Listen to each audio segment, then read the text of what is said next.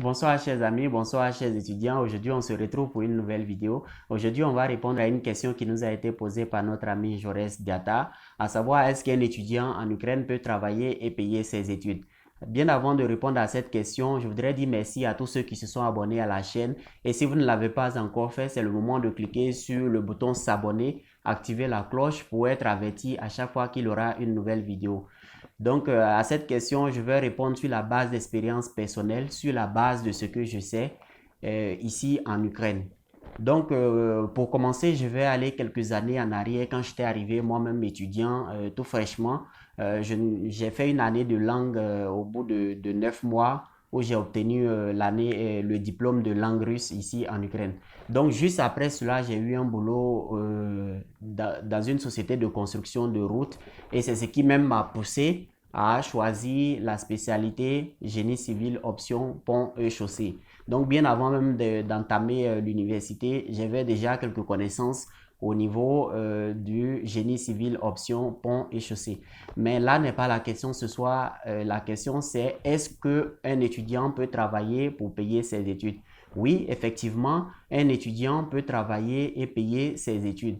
Donc, moi-même, j'ai dû faire plusieurs emplois, plusieurs boulots, plusieurs sociétés.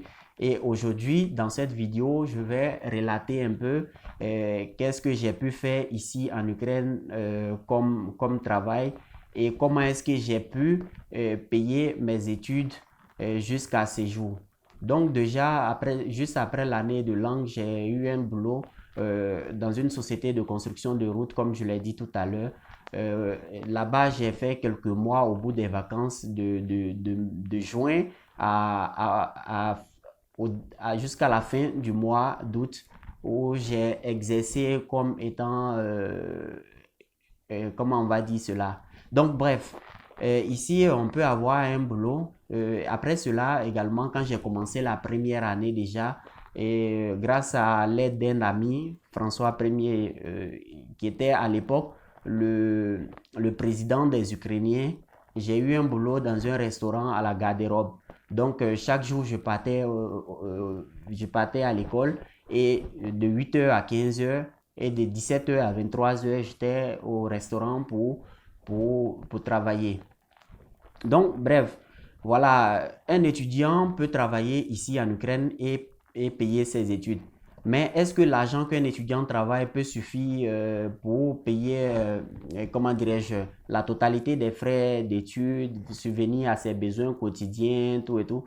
Je dirais pas non, mais je dirais que c'est difficile. C'est vrai que vous pouvez travailler, avoir un peu d'argent, payer, je sais pas moi, le logement, la nourriture, l'habillement, tout ça, une partie de l'école. Mais en fin de compte, il ne faut pas se voiler la face. En fin de compte, les parents doivent participer quand même pour vous aider également à mieux suivre les cours. Parce que, voilà, moi, au début, j'ai fait une erreur, euh, puisqu'il est très difficile de suivre les cours et en même temps aller travailler. Donc, j'ai manqué quelques cours et après, je me suis rendu compte que ce n'était pas vraiment la meilleure des manières pour pouvoir c'est-à-dire pour pouvoir étudier en Ukraine. Donc, ce qui s'est passé, c'est que la plupart du temps, je manquais les cours et je partais travailler. Et après, cet argent que j'avais eu au boulot, je venais le reverser à l'école comme ma pension scolaire. Donc, du coup, au bout de quelques mois, j'ai compris que cela n'en valait vraiment pas la peine. Il fallait soit un boulot le soir ou attendre carrément les vacances pour pouvoir, comment dirais-je, pour pouvoir travailler et avoir un peu d'argent. Donc, si vous êtes assez courageux, ici en Ukraine, il y a effectivement le travail. Euh, En général, il y a le boulot en été. En été, ce sont les vacances, donc au début du mois de juin jusqu'à la fin du mois d'août, il y a le boulot pour tout le monde. Mais comme étant donné que la période est assez courte, vous ne pouvez pas travailler assez d'argent pour pouvoir payer la totalité de la pension scolaire. Donc voilà, C'est ce que je voulais dire.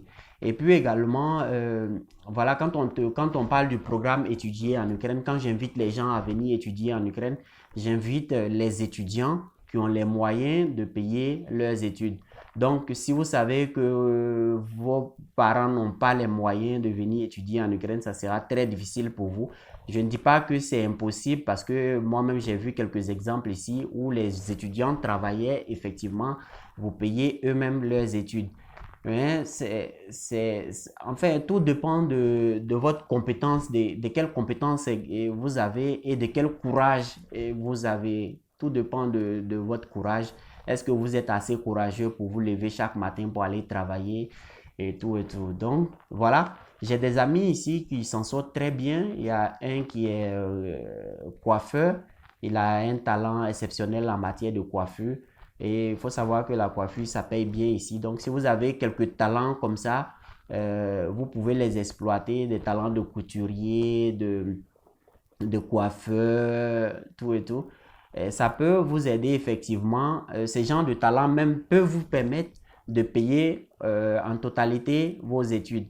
Mais si vous ne savez pas faire grand-chose, si vous n'avez aucune compétence particulière à mettre sur la table, et c'est ce qui rend le truc le plus difficile possible. Le plus difficile, je voulais dire. Donc moi-même, quand je suis arrivé, je ne savais pas effectivement quel était mon talent, dans quel domaine j'étais bon. Et au début, ça a été vraiment compliqué.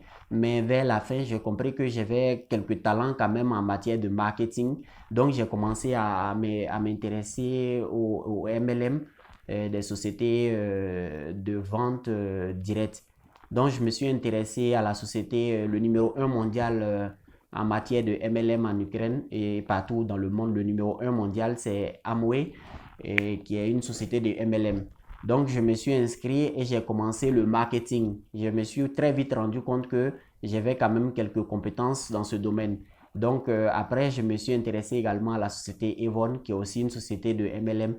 Et finalement, j'ai décidé de passer à autre chose.